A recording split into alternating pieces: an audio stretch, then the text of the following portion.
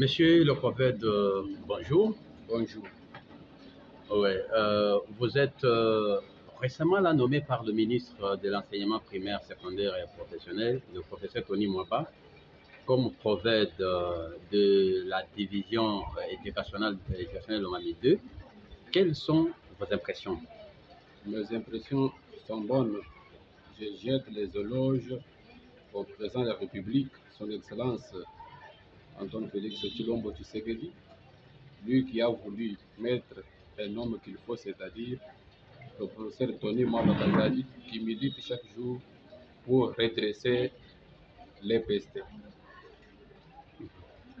Alors, déjà, prophète aujourd'hui, monsieur le prophète, quel sera premièrement votre plan d'action par rapport à cette lourde tâche que vous venez de prendre? Bon. Le plan d'action, c'est d'abord éradiquer les antivaleurs. Éradiquer les antivaleurs, pour y parvenir, je vais faire tout pour être dans chaque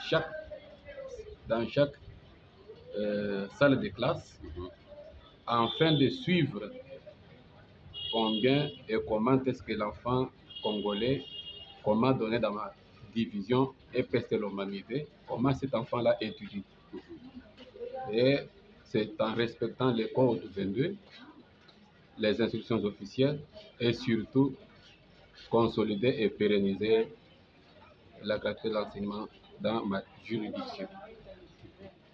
Monsieur le prophète, il y a certains chefs d'établissement jusqu'à présent qui ne comprennent pas l'importance de mettre en pratique l'arrêté du gouverneur de la province.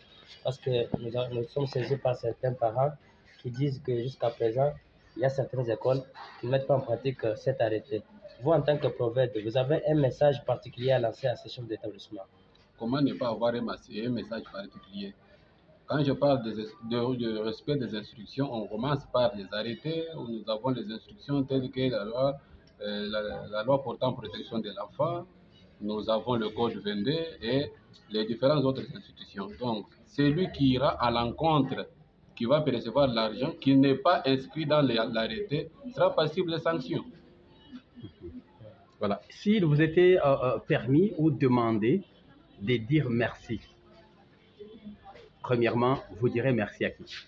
Premièrement, je dirais merci à l'honorable Kanza, parce que à sa tête, c'est une tête bien faite pour notre territoire ici.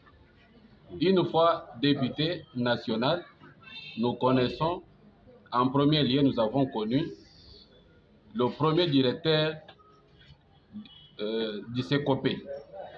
Et voici maintenant le premier directeur éducationnel.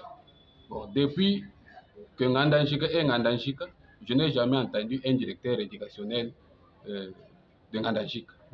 Bon, je dois jeter les fleurs, les éloges à l'honorable Mulumba Kanza, lui qui a pris le nom pour donner ce dernier à son Excellence Tony Mwaba Kazadi, et son Excellence aussi qui a vu ses services. Je peux citer le service de secrétariat général qui a pris le dossier, qui a examiné, et je félicite aussi la dame là, Nepa Nepa, qui a voulu aussi proposer mon nom, dire à son Excellence, Monsieur le ministre, que le nom convient